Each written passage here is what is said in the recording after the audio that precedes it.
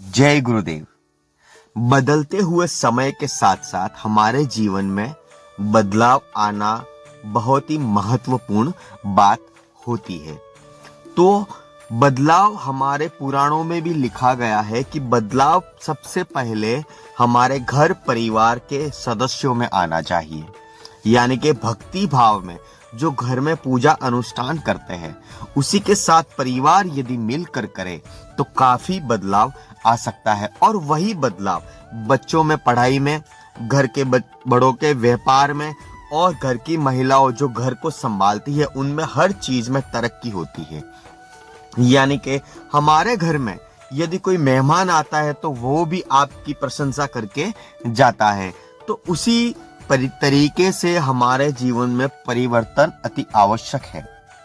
तो हमें ऐसे कौन से उपाय हैं वह करने चाहिए जो हम रोज पूजा अनुष्ठान करते हैं उसमें, और घर में क्या बदलाव लाना चाहिए जिससे ये हम हासिल कर सके, उन्नति हासिल कर सके। तो हमें क्या करना चाहिए कि हमारे घर में यदि सुबह सुबह पूजा पाठ करते हैं तो उस समय हमारे घर के जितने भी सदस्य हैं वह एकाग्रित होके एक जगह पर, एक ही स्थान पर बैठे जहां पूजा अनुष्ठान होती है। प्रयास कीजिए, कोई काम की वजह से बाहर है तो ठीक है, मगर घर में पढ़ाई करने वाले बच्चे हैं, माता पिता है, बहू बेटियां है, सारे मिलकर पूजा करें। एक समय आपको निर्धारित समय निश्चित रूप से आपको ध्यान रखना है। निर्धारित समय पर एक समय फिक्स करना पड़ेगा। जैसे हम घर में 7 बजे उठते हैं या 8 बजे उठते हैं तो 8 बजे सभी लोग नहा धोकर 10 मिनट का समय निकालिए और जो पूजा आरती करते हो घर में वो 5 दीपक की अवश्य लगाए। और वह आरती जो भी आपके इष्ट देव है, कुल देवी है, जो भी आपके देव है जिसको आप प्रिय मानते हो, उनको जब दिया आरती उनकी करते हो तब थोड़ी आरती वह करे, बच्चे करे, सब करे, घर के सभी सदस्य आरती करना शुरू कर दीजिए।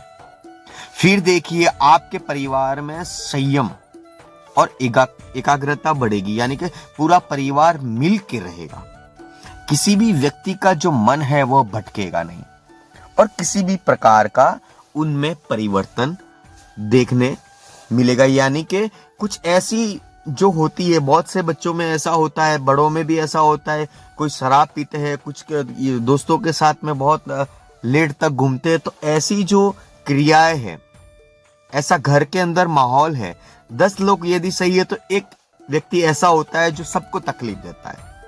तो यह उपाय करने से आपका घर के परिवार के सदस्यों में काफी बदलाव आने लगता है। आपका व्यापार भी उन्नति करने लगता है, आपके बच्चे पढ़ाई में वगैरह होशियार होने लगते हैं, उनकी दिमाग की चीज जो शक्ति होती है उसमें ग्रोथ होना शुरू हो जाता है। और रविवार के दिन तो ये आपको उपाय अवश्य करना चाहिए। यदि आप सुबह ये करना प्रारंभ कर दोगे तो रविवार के दिन आपको क्या करना है, घर में सूखा नारियल जो होता है उसकी 2 वाटी लाकर उसका होम करना है, यज्ञ करना है। और वह यज्ञ हमारे घर में पूरी जगह पर घुमाना है। बच्चों को भी यज्ञ का हाथ जोड़कर उनके प्रार्थना करवानी चाहिए। ये सिर्फ आप 1 हफ्ते करके देखिए, आपके व्यापार में हर चीज में उन्नति शुरू हो जाएगी। फिर आपको ऐसा लगने लगेगा कि इससे हमें फायदा होता है, इससे हमारा दिमाग शांत रहता है, घर में सुख शांति रहती है, कलेश किसी चीज का नहीं बनता। तो आप स्वयं ये रोज करना प्रारंभ कर दोगे। और हम तो ऐसा कहते हैं कि आपकी पीढ़ी दर पीढ़ी ऐसा करनी चाहिए। हर रविवार के दिन होम, नारियल की वाटी का होम, सूखी वाटी का होम अवश्य कीजिए। धूप हमें घर में करते हैं, जब वाटी जल जाए तो उसी में आप थोड़ा धूप डाल दीजिए।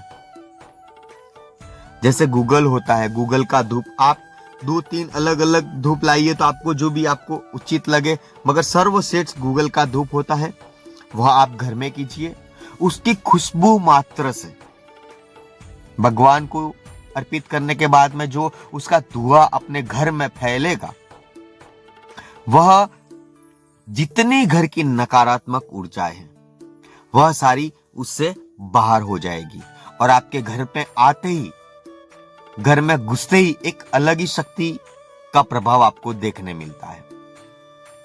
तो ये समझने वाली चीजें हैं और इसमें बदलाव अवश्य होना चाहिए। घर में पूजा पाठ में बदलाव जो है वो अवश्य होना चाहिए। यदि बदलाव जो आपके घर में आ गया तो बच्चे भी पूजा पाठ के मार्ग पे चलेंगे, हर कार्य में सहयोग करेंगे, समाज के कार्यों में सहयोग करेंगे और ऐसे कार्य में सहयोग करेंगे जिससे हमें उन्नति हो, प्रशंसा मिले। यदि बच्चे ये सीख गए, बड़े ये सीख गए, तो माँ बाप कहीं और स्थान पर या किसी के घर जाते हैं तो उनको ऐसा प्रतीत होने लगता है, ऐसा महसूस होता है, उनको गर्व महसूस होने लगता है कि आज हमारे घर में कितनी सुख शांति है। अच्छा व्यापार कर रहे हैं बच्चे, अच्छी संगतें हैं उनकी, अच्छा भोजन ग्रहण करते हैं और घर के सदस्य सभी खुश रहते हैं। तो ये बदलाव अवश्य आना चाहिए, क्योंकि बदलाव नहीं होगा तो जीवन के साथ साथ हमें बहुत सी चीजों की आवश्यकताएं पड़ती है। बच्चों के पढ़ाई के खर्चे, शादी ब्याह के खर्चे, समाज में आना जाना रहता है, वो सबसे सर्वश्रेष्ठ खर्चा रहता है हमारा। तो उसमें भी आपको सहयोग मिलता है। जब व्यापार अच्छा चलने लगेगा तो आप समझ जाइए कि आपको उन्नति हर चीज में मिलेगी।